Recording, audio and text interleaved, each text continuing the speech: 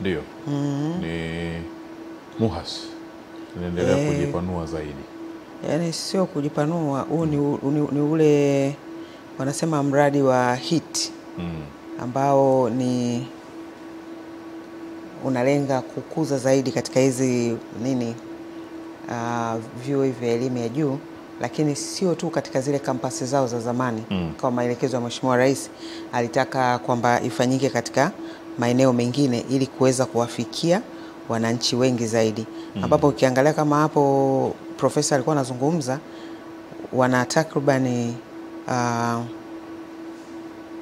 mradi wa HIT katika kampasi za MUHAS Mloganzila na Kigoma unagharimiwa kwa dola za Marekani milioni 45.5, ambapo kati ya fedha hizo dola milioni 30 zinajenga hapa katika kampasi ya Mloganzila, huku dola milioni 15 zikitumika kujenga huko katika kampasi ya Kigoma. Ni MUHAS lakini Kigoma. Na ujenzi huu ulianza mwaka jana 2024, na kwa sasa majengo mengi yamefikia zaidi ya 50% ya utekelezaji na mengine mpaka 70%, na ukitarajiwa kukamilika ifikapo Juni 2026. Kwa hiyo ni nani ambayo inaenda kuleta mageuzi makubwa katika sekta ya afya hapa nchini. Naona tukiwa na jopo kubwa sana la wataalamu katika nchi yetu, na MUHAS nimeona pia na wao mbali na madaktari hawa bingwa ambao tuko nao hapa Tanzania, hata wao wanafunzi wao tumeona kuna namna huwa wanakwenda kwenye mataifa mengine pia kutoa mafunzo kwenye kada hii ya afya. Hata wao MUHAS, na taarifa moja niliiona siku moja walikwenda katika nchi kadhaa hivi ikiwemo Komoro, nchi za jirani hapa, walikwenda kutoa mafunzo huko. Kwa hivyo inaonyesha namna gani pia tumejipanga katika hilo. Ni kitu ambacho muda mrefu sana tumekuwa tukishughulika nacho, lakini mara hii tunaona matunda yake. Na hii sasa inakwenda kukuza hichi kitu, baadhi ya hivyo vituo vya elimu ya juu ambavyo vimepata hizo fedha, sio tu kwa ajili ya Tanzania lakini kwa Afrika Mashariki. Na kama waziri ulimsikiliza aligusia kwamba kuna makubaliano ambayo yalifikiwa kati ya nchi za Afrika Mashariki, na mwisho wa siku sasa baadhi ya mataifa ya Afrika Mashariki watatumia vituo hivi vya umahiri katika kupata huduma, lakini vile vile hata kwa mabingwa wao kuja pale kujiendeleza, lakini kupeana ile uzoefu. Pole pole sana, nimekuelewa. Ni tija nyingi katika sekta yetu ya afya hapa nchini Tanzania. Naam, mtazamaji, tunatamatisha hivyo kwenye upande wa taarifa tulizokuwa nazo leo, na moja kwa moja tulikueleza kwamba tutakuwa na mgeni hapa ndani ya studio ambaye tutazungumza naye mambo mengi sana, na nafurahishwa sana na mada ambayo tuko nayo hapa siku hii ya leo. Kwanza mgeni wetu anatoka kituo cha urithi wa ukombozi Afrika rasmi. Ni Bwana Christopher Mhongole ambaye ni mratibu kituo cha urithi na ukombozi Afrika. Karibu sana brother. Asante sana. Tunafurahi kuwa na wewe hapa ndani ya studio, angalau tufahamu urithi wetu ni upi, kwa sababu Mtanzania ukimwambia kuna vitu sisi wa Tanzania tumevirithi ambavyo tunatakiwa tujivunie navyo. Tunapokwenda hata kwenye mataifa mengine tunaulizwa mna nini nyumbani, mueleze kitu fulani. Christopher, karibu sana ndani ya studio za Channel 10. Kwanza tunatamani tufahamu kituo cha urithi wa Afrika, kituo cha urithi wa ukombozi Afrika ni kituo gani, lakini pia majukumu yake ni yapi hasa? Karibu sana. Nashukuru sana. Kituo cha urithi wa ukombozi wa bara la Afrika ni kituo ambacho kipo chini ya Wizara ya Habari, Utamaduni, Sanaa na Michezo. Ndio. Ni kituo ni miongoni mwa taasisi za wizara, kiko chini ya wizara.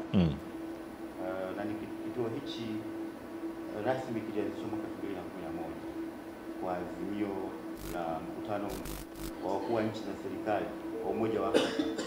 Kwa hiyo ilipitishwa azimio pale ambalo liliwasilishwa na Tanzania, ambalo lengo lake kubwa lilikuwa ni kuhakikisha kwamba urithi wa ukombozi wa bara la Afrika unahifadhiwa, unaendelezwa, lakini unaendelea kurithishwa kwa vizazi vya sasa na vijavyo, wafahamu historia hii ya ukombozi wa bara la Afrika.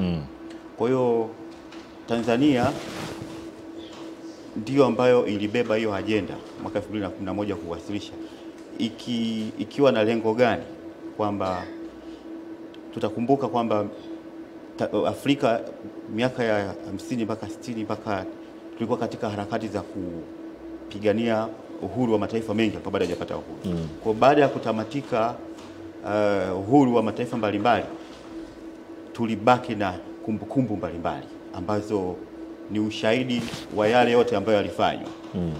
Kwa hiyo kwa hatua hiyo Tanzania ikaona kwamba kwa sababu ni miongoni mwa nchi ambazo zilikuwa kinara wakati huo, imebakiwa na urithi mwingi.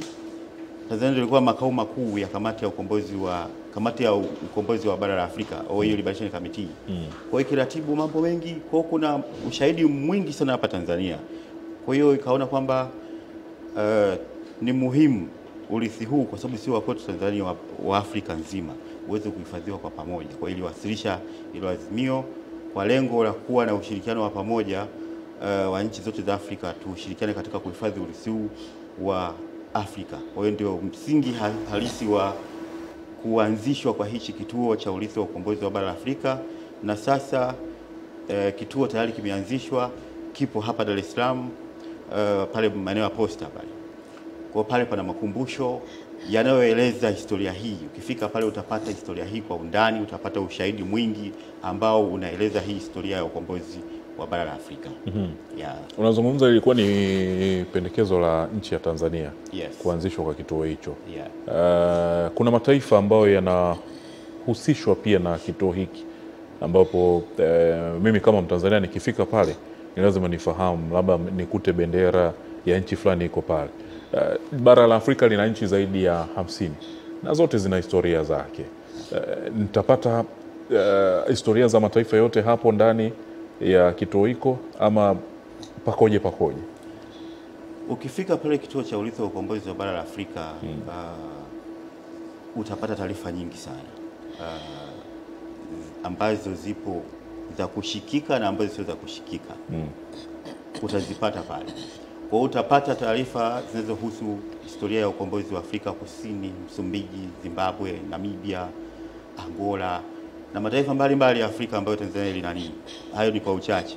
Kwa utapata taarifa zao kwa kina sana pale, kwa namna mbalimbali. Kwa hiyo ni kituo ambacho kwa kweli kimekuwa ni msingi wa kuendeleza ule umoja wa Afrika kwa njia ya historia yake ambayo ilijengwa na waasisi wetu. Lakini labda tu ni kudokeza tu kitu kingine ambacho kimefanyika hivi karibuni. Mwezi huu wa 12 kuanzia tarehe 8 mpaka tarehe 13 Tanzania ilishiriki mkutano wa mawaziri, kamati maalum ya mawaziri wa sekta za vijana, utamaduni na michezo. Mkutano huo ulifanyika nchini Burundi pale jijini Bujumbura, na mkutano huo ulikuwa una lengo kubwa. Ni mkutano wa ngazi za juu sana katika ile mikutano ya Umoja wa Afrika. Na lengo kubwa ni kupitia maazimio mbalimbali ambayo yamepitishwa na Umoja wa Afrika yanayohusu sekta hizi za vijana, utamaduni na michezo, kwa ajili ya kupitia utekelezaji wake, lakini na kuangalia utekelezaji wa ile azimio la 2063 Afrika tunaitaka 2020 mpaka 63, utekelezaji umefikia wapi. Na katika mkutano huo sisi kama Tanzania tulikuwa tuna agenda ambayo tuliwasilishwa, na ujumbe wa Tanzania uliongozwa na Mheshimiwa Naibu Waziri wa Habari, Utamaduni na Michezo, Mheshimiwa Hamisi Mwinjuma. Tulikuwa tuna agenda moja ambayo tulienda nayo, inahusu kukifanya kituo cha urithi wa Afrika kuwa moja ya taasisi chini ya Umoja wa Afrika. Kwa kutokea mwaka ule niliposema 2011 ilipopitishwa, ilikuwa ni program tu maalum ambayo Tanzania inaratibu. Lakini kwa sasa Tanzania imepeleka agenda hiyo kwa lengo la kuifanya kituo hichi kiwe moja ya taasisi ambazo zipo chini ya Umoja wa Afrika, ambapo maana yake ni nini?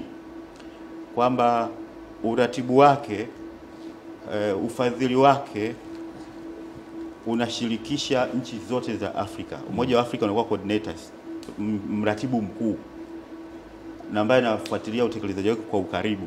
Watumishi ambao watafanya kazi hapo maana watakuwa wanaajiriwa moja kwa moja na Umoja wa Afrika, sio Tanzania. Kwa hiyo kuanzia tulipopewa 2011 Tanzania ilikuwa imebeba mzigo huu kwa niaba ya bara zima la Afrika, ikifanya mambo yote yanayohusu urithi wa pamoja wa nchi zote za Afrika yenyewe, ikiratibu yenyewe. Lakini kwa sasa tumeona jambo hili ni kubwa, linahitaji nguvu zaidi, ushirikiano wa karibu zaidi, uratibu wa pamoja ambao upo katika mfumo rasmi wa kisera na kitaasisi chini ya Umoja wa Afrika. Kwa hiyo tumefanikiwa katika mkutano huo, ajenda hiyo imepitishwa bila kipingamizi chochote, kwa sababu ya umuhimu wa urithi huu ambao kwa kweli kwa kizazi cha sasa tunasema ni silaha muhimu sana katika kuimarisha umoja, mshikamano, uzalendo, hasa kwa vijana ambao kwa kweli historia hii wanaisoma tu kwenye vitabu, wakiona kama ni hadithi ambazo labda zinaweza zikawa labda hazina ukweli, lakini ni ukweli halisi. Kwa hiyo wanahitaji kushirikishwa, kuelezwa, kufundishwa kwa kina kabisa urithi huu ambao sasa una taasisi ambayo Tanzania imeweza kuisukuma kutokea miaka hiyo mpaka saizi. Mwezi huu imetumwa sasa, imekuwa ni taasisi ambayo iko chini ya Umoja wa Afrika. Sawa. Yes. Labda kwa hatua hiyo sasa inaleta faida gani kwenu nyinyi kama watendaji, lakini na kwa taifa kwa ujumla? Hatua hii kwa kweli ni muhimu sana. Kwanza kwa taifa letu, imetufanya sisi kama Tanzania tuweze kuwa tutambulike kisera ndani ya Umoja wa Afrika, kisera kwamba Tanzania ndio mhimili wa uhifadhi wa urithi wa ukombozi wa bara la Afrika. Kwa hiyo imetufanya katika medani za kidiplomasia tuweze kupenyeza zaidi, kwa sababu ajenda hii sasa itakuwa ni ajenda ya kudumu katika mikutano mbalimbali ya Umoja wa Afrika, na Tanzania ndio ambayo itakuwa ikipeleka ikitamkwa kwamba imesaidiaje katika kuendelea kuhifadhi urithi hasa uliopo hapa Tanzania. Lakini pia faida nyingine ni kwamba tunafahamu kwamba kwa wakati wote huu Tanzania ilikuwa inabeba mzigo peke yake kwa kiasi kikubwa, lakini sasa hivi manake kuna fursa kubwa ya ufadhili katika swala zima la uhifadhi wa urithi, kwa sababu ni gharama kubwa sana. Lile jengo ambalo tunafanyia kazi pale ilikuwa ndio makao makuu ya kamati ya ukombozi ya OAU, limekarabatiwa na serikali ya Tanzania kwa zaidi ya bilioni 1.5.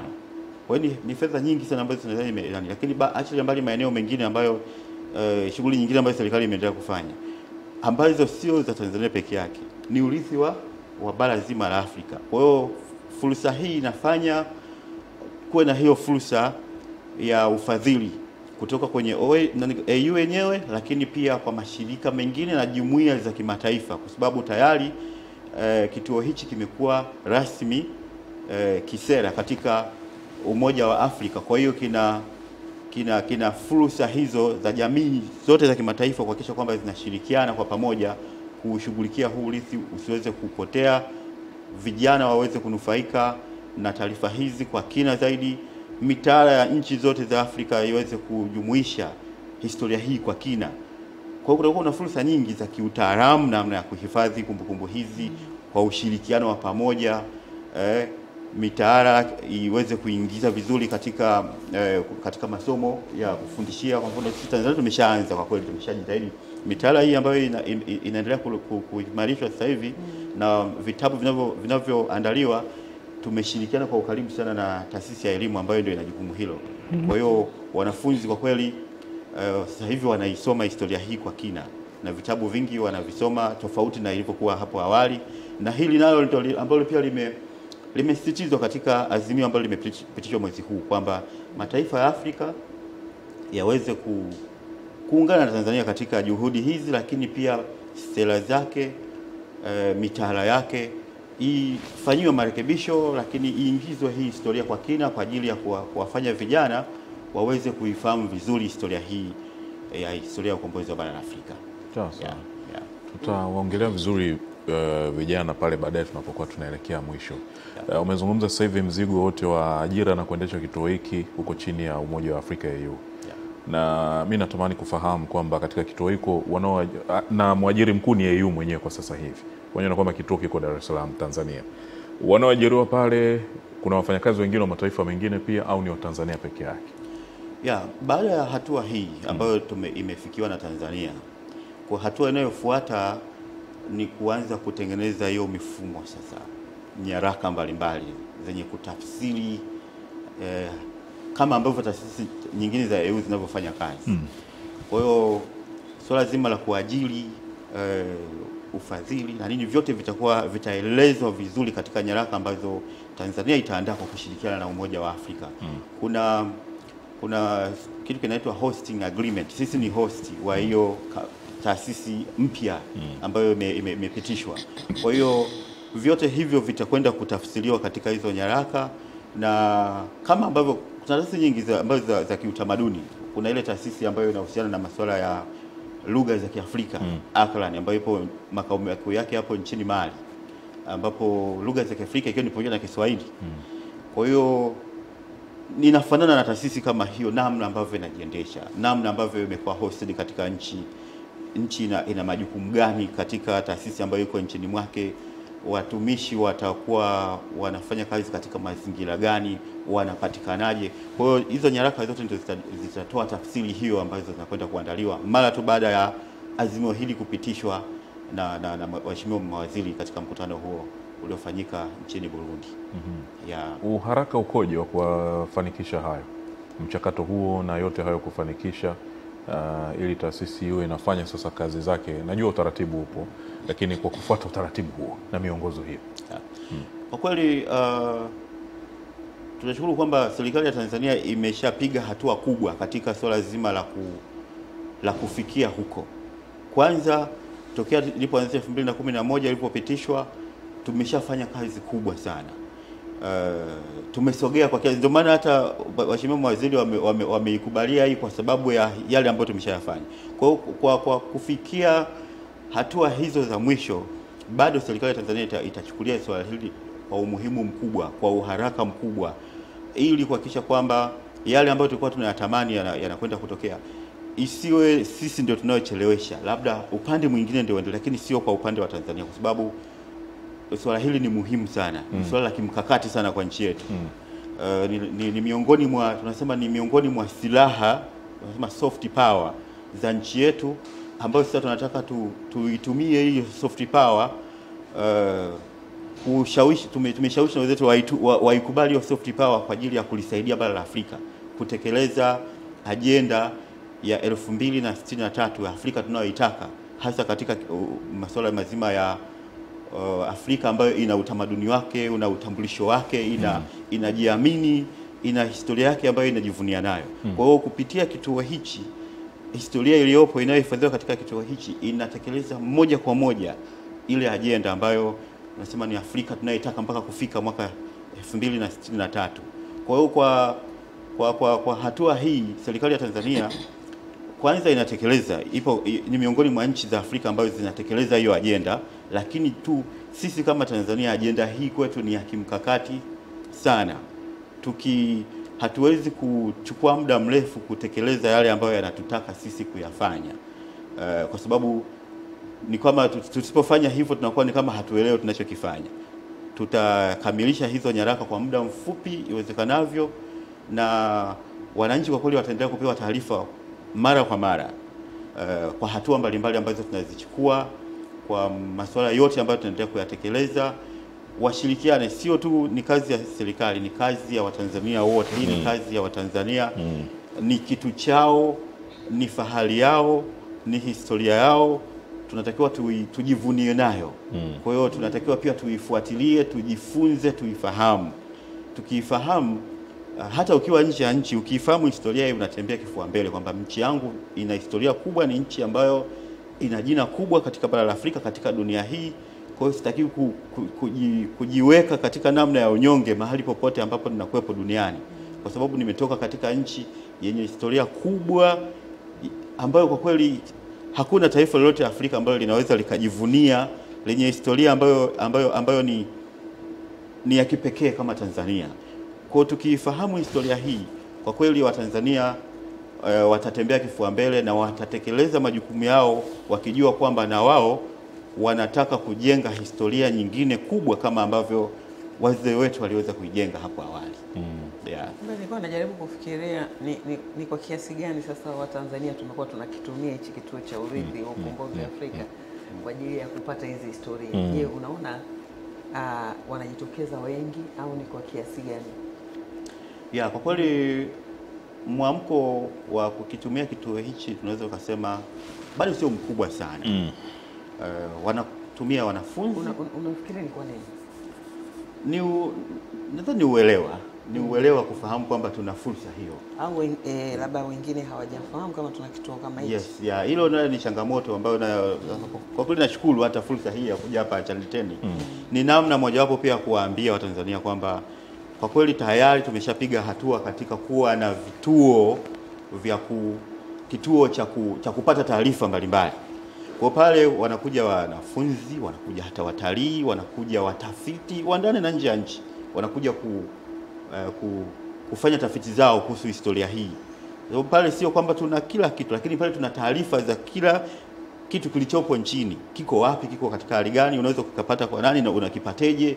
Kwa sababu eneo ni dogo, kwa hatuwezi kuwa na taarifa zote pale. Lakini pale sisi ni waratibu ambao tunaweza kukupa taarifa ambazo pia hazipo pale, lakini ambazo unazihitaji.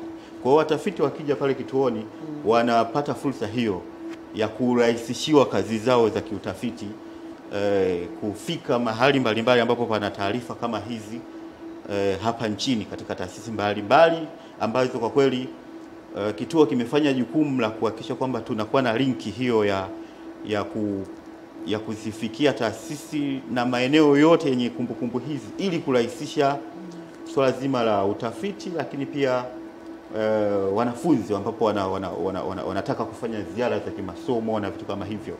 Kwa hiyo imekuwa ni kituo ambacho kwa kweli kimekuwa na msaada huo. Ila swala zima la wananchi kwa kweli tunaendelea kupita kwenye vyombo vya habari, tuna mitandao ya kijamii, tunaendelea kuhamasisha wafahamu kwamba tuna hii fursa ya kituo hichi chenye historia kubwa la bara letu la Afrika, lakini na Tanzania yetu kwa ujumla, ili waweze wakipata nafasi basi watembelee kuja kujifunza historia yao, kuona nguvu ya nchi yao jinsi ambavyo sio ya kinyonge kama ambavyo baadhi wanadhani iko hivyo. Nchi sio ya kinyonge, ni nchi yenye historia kubwa ambayo tunahitaji sisi kama Watanzania tujivunie kwa kiasi kikubwa kweli kweli.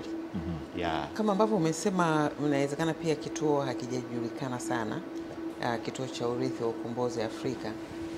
Kuna mtu ambaye labda leo anapotusikiliza hapa kwenye Channel 10 anajua kumbe kuna kituo kama hiki, na amekusikia ukizungumzia historia yetu, ukizungumzia ukubwa wa taifa letu kupitia hizo historia.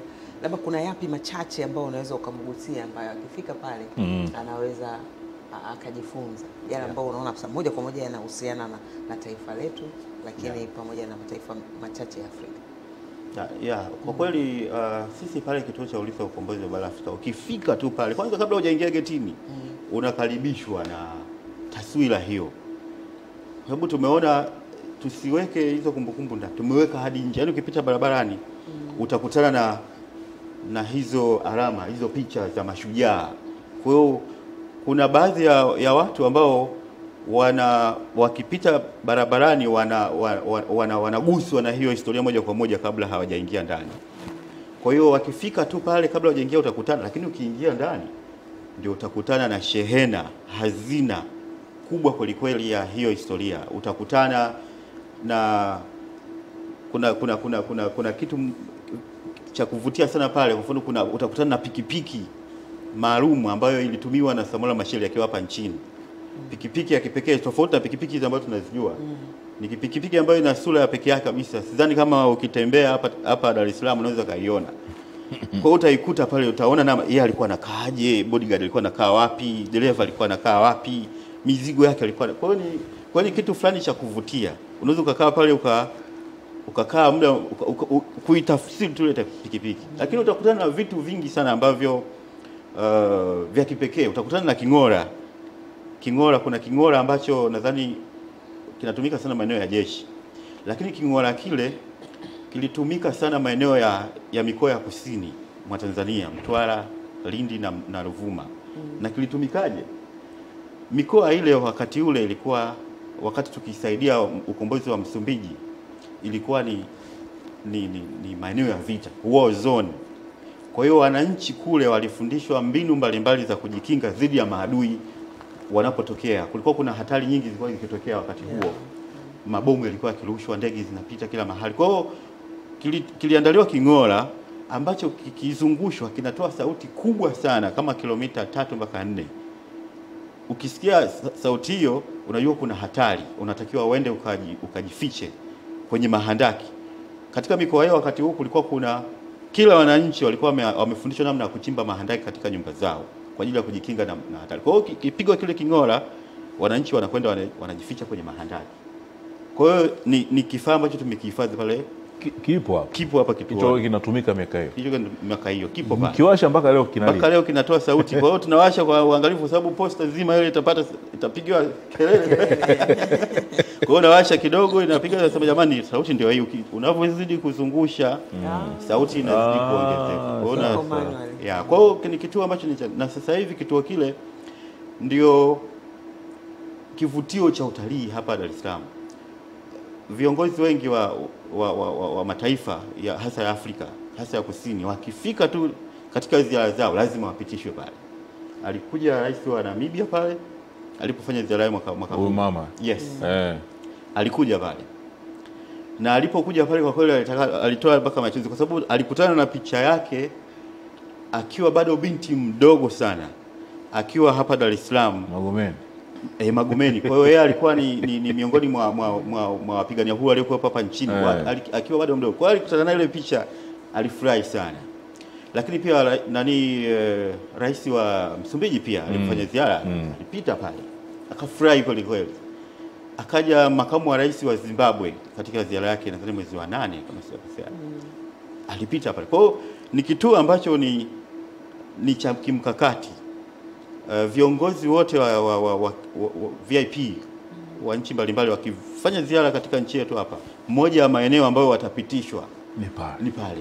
Kwa sababu ndio ambapo anaeleza ule umoja wetu wa Afrika, namna historia yetu ilivyojengwa. Hayo mahusiano yetu yaliopo sasa hivi katika mataifa ya Afrika yanayoendelea kudumu, msingi wake ni historia hii ambayo kwa kweli Tanzania ndio tumekuwa kinara katika kuhakikisha kwamba tunahifadhi, lakini tunahamasisha na nchi zote za Afrika ziunge mkono juhudi hizo za kuhifadhi historia hii, kwa sababu kuna hatari tusipohifadhi huko baadaye vijana wanaweza wakaanzisha historia mpya ambayo itaenda kuwagharimu huko baadaye. Wanasema lazima tuhakikishe kwamba tunakoelekea, unapoelekea mbele usipogeuka nyuma kwamba kumbe nilitoka huku, unaweza ukaelekea njia ambayo sio yenyewe. Lakini ukifahamu kwamba mimi nimetoka huku, natakiwa niende pale, lazima mipango yako iendane na historia yako, utakwenda vizuri sana. Lakini ukiacha historia yako ukadhani kwamba unaweza tu kufanya bila kuhusianisha na ulikotoka, unaweza ukaenda katika njia ambayo ni nyingine kabisa, na ukapotea na ukapoteza vyote ambavyo ulidhani unaweza ukavifanya. Christopher, nikifika pale nataka nipate maelezo kuhusiana na ile pikipiki ya Samora Machel. Ndio. Namna alikuwa anatoa wapi mafuta? Yupo mtu wa kunieleza? Wataalamu wapo. Serikali ya Tanzania imeajiri wataalamu. Moja ya juhudi kubwa ambazo zimefanyika, kuna wataalamu permanent kwa ajili ya kazi hiyo tu, kukuelekeza, ya kukusaidia kupata taarifa mbalimbali. Wapo pale kuanzia Jumatatu mpaka Jumamosi wako pale. Kwa hiyo ukifika pale utapata huduma zako vizuri, utapata taarifa za kina kutoka kwa wataalamu ambao serikali imewaweka pale kwa ajili ya kazi hiyo tu. Yaani hawafanyi kazi nyingine ya kwenda kufanya kazi tofauti na historia ya ukombozi, hapana. Yaani wao ni kwa ajili na mimi ndio kiongozi pale ambao ndio nawasimamia wataalamu hao kwa ajili ya kufanya kazi hiyo. Kwa hiyo kwa kweli serikali imechukulia swala hili kwa uzito wake, kwa sababu ni jambo la kimkakati, ni jambo ambalo ni swala ambalo linaifanya Tanzania iweze kuendeleza ule ukubwa wake halisi. Bila hii historia manake tunaweza tukapotea katika njia. Hii ndio ambayo ilitufanya tuwe giant katika bara hili la Afrika. Historia hii giant, ikisema Tanzania kwani anasemaje huko? Ili na sisi sasa anasemaje kwanza? Kuna wale wanafunzi darasani wanasema tusubiri nani atasemaje, maana akisema yule ndio tunaweza kumfuata. Kuna hiyo kasumba hiyo hata kwenye darasa. Lakini hata kwenye nchi wakati huo ilikuwa, wakati wa harakati za ukombozi ilikuwa tunasubiri Mwalimu Nyerere anasemaje katika hili. Sasa ukiona katika mambo kama hayo, sio mambo madogo. Uone kwamba kuna watu wanasubiri wewe unasemaje katika mambo magumu, mazito, ndio wakufuate. Sio kitu kidogo. Kwa sababu gani? Kwa sababu ni dhamira ya dhati, mipango, sera zako zinasemaje katika jambo hili. Yaani ni ukweli, ukisema hicho kitu maana ni ukweli, kinatokana na mipango yako ya ndani na dhamira yako ya ndani katika kulitekeleza jambo hilo. Kwa hiyo historia ya harakati za ukombozi ilijengwa katika msingi huo, dhamira ya dhati ya viongozi wetu wa kwanza wa nchi hii ambao walijitoa kwa hali na mali kuhakikisha kwamba binadamu wengine ambao wananyanyaswa katika namna yoyote ile wanasaidiwa na wanakuwa huru na wanapata haki zao kwa namna ambayo kwa kweli wote tulishuhudia mwaka 94 nchi ya mwisho inapata uhuru wake. Yes. Nilikuwa najaribu kufikiria kwamba utaratibu labda ukoje kwa mtu ambaye anataka kuja kujifunza. Hapa tuangalie sasa kwa makundi, lakini pia na kwa mtu binafsi. Okay. Na mtu mmoja. Okay. Yeah, pale sisi tunapokea watu wa namna mbalimbali. Kwanza tunapokea makundi ya wanafunzi ambao wanatoka katika level mbalimbali. Kuna shule ya msingi, kuna sekondari na vyuo vikuu. Kuna wakati tunapokea makundi ya wanafunzi kutoka nchi nyingine kama Kenya, wanakuja pale kuja kujifunza historia ya ukombozi wa bara la Afrika, kuona ushahidi huo ambao tumekuwa tukizungumza. Lakini tunapokea pia watalii. Watalii wanakuja pale kutoka, na wengi sana watalii wanatoka hasa Marekani. Watalii wanakuja sana kwa sababu pia moja jambo kubwa ambalo nadhani Watanzania hatufahamu ni kwamba pamoja na kupigania ukombozi wa bara la Afrika kwa nchi ambazo zilikuwa hazijapata uhuru, lakini pia tulipigania na haki za Waafrika dunia nzima. Kuanzia miaka ya 64 mpaka 70 Tanzania ndio ilikuwa kituo cha mapambano ya haki za watu weusi. Hata mikutano ile mikubwa ya kimajumui ile ya Pan-Africanism ambayo kuna mwingine ulifanyika Manchester, mwingine ulifanyika Paris ile, kama utakumbuka kwenye historia tulisoma. Kuna mkutano mwingine ulifanyika hapa Dar es Salaam wa aina ile, kwa sababu hapa ndipo palikuwa ni wakati huo pamoja na shughuli zilizokuwa zinafanyika, lakini pia ilikuwa ni kitovu cha mapambano dhidi ya haki za Waafrika wote dunia nzima. Akina Malcolm X walikuja hapa Tanzania.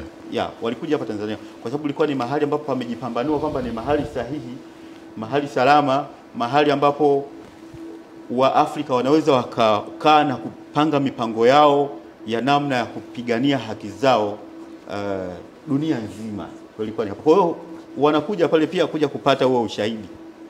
Hao watalii kutoka Marekani na maeneo mbalimbali ya Ulaya wanakuja pale. Kwa hiyo ni kituo ambacho kwa kweli kinakusanya mambo mengi. Na sio tu namna tulivyo, lakini na sisi tulipambaniaje uhuru wetu kama Tanzania.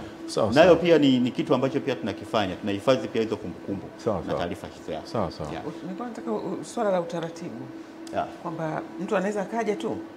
No, mtu pale anakuja kwa bure. No. Ndio nilikuwa nataka uzungumzie. Tunakuja tunaingia kwa kiingilio. Kiingilio ni kidogo kama ilivyo makumbusho ya taifa. Date ni zile. Kwa wanafunzi shilingi 1000. Watu wakubwa ni shilingi 2500.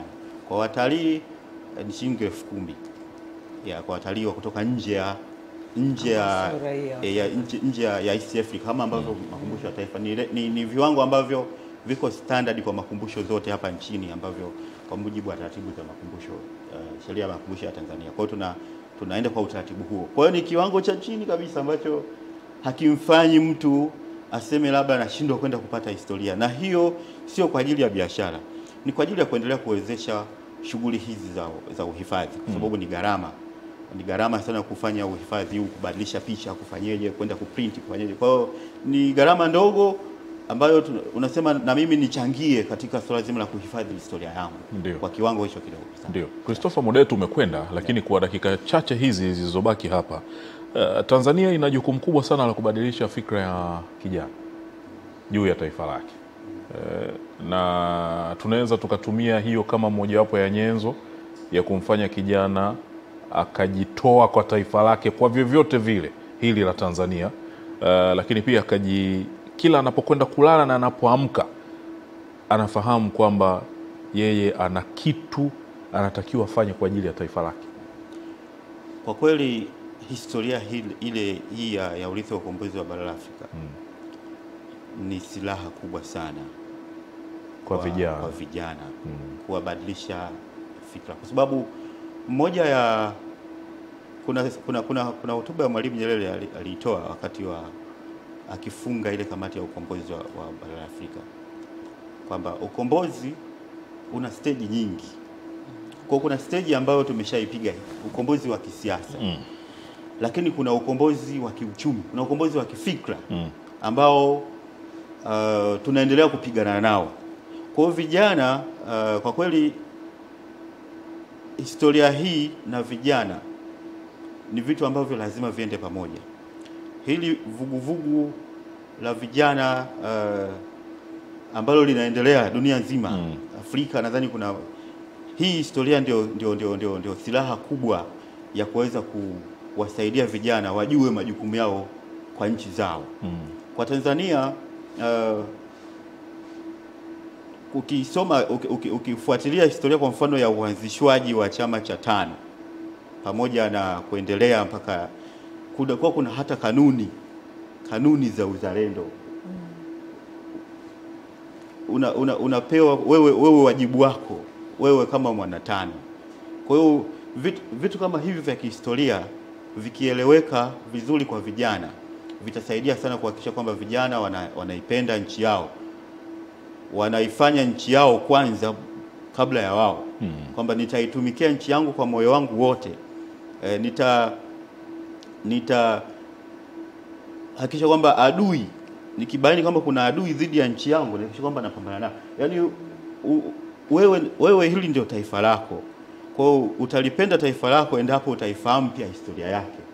Uijue Tanzania, ukishaijua Tanzania na historia yake vizuri, ndipo kama huijui, utaona tu kwa vitu vya kawaida kwamba naweza tu nikaenda labda nikaishi Kenya au nikaenda nikaishi Marekani au nikaishi nchi gani au kumbe ukifahamu nchi yako na historia yako kama kijana, kwanza utaipenda na utaitumikia vizuri kuhakikisha kwamba inapiga hatua katika mipango ya kimaendeleo, ili sisi sasa hivi tunavyosherehekea matunda ya uhuru, kwamba kuna watu walijitoa, waliipenda nchi yao wakajitoa bila kujibakiza, wengine wakapoteza maisha ili nchi iweze kuwa huru. Hasa wewe kijana, una jukumu gani katika kipindi chako cha uhai wako dhidi ya taifa lako? Una jukumu na wewe kujenga historia ya namna gani umefanya, na sio lazima ufanye ukiwa mwanasiasa, no. Utafanya popote utapokuwa. Kama wewe ni engineer, basi utafanya kazi zako za kiinjinia, utajenga barabara kwa ubora. Kama wewe ni daktari, utafanya utamtibu Mtanzania kwa uaminifu, lakini kwa upendo, kisha kwamba unatatua changamoto ya magonjwa. Kama mkulima hivyo. Kwa hiyo utachangia maendeleo ya taifa lako kwa kipaji ambacho unacho, kwa ajili ya kusogeza mbele maendeleo ya taifa lako. Hilo ndio kubwa sana ambalo vijana wanatakiwa walifahamu.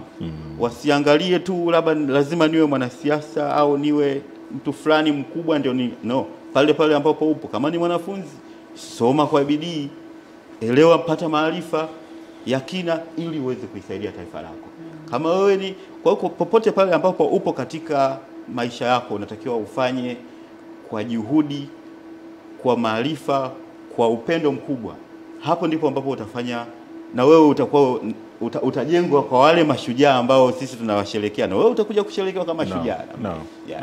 Sasa hata kama sio taifa zima litakusherehekea kama ulivyosema, familia itakusherehekea, ukoo utakusherehekea, ulikozaliwa watakusherehekea. Nakushukuru sana Christopher Mhongole kufika hapa. Mratibu kituo cha urithi na ukombozi Afrika. Tumezungumza kitu kizuri sana. Kituo cha urithi wa ukombozi Afrika kipo hapa Dar es Salaam, mtazamaji, na mambo mengi yanapatikana hapo. Christopher ametoa maelekezo namna ya kuweza kukifikia. Tutakapofika saa 2 kamili utatazama habari ya asubuhi njema. Baada ya hapo sitarejea tena baadaye kwa ajili ya kuja kukutana na wahariri. Endelea kuwa nasi.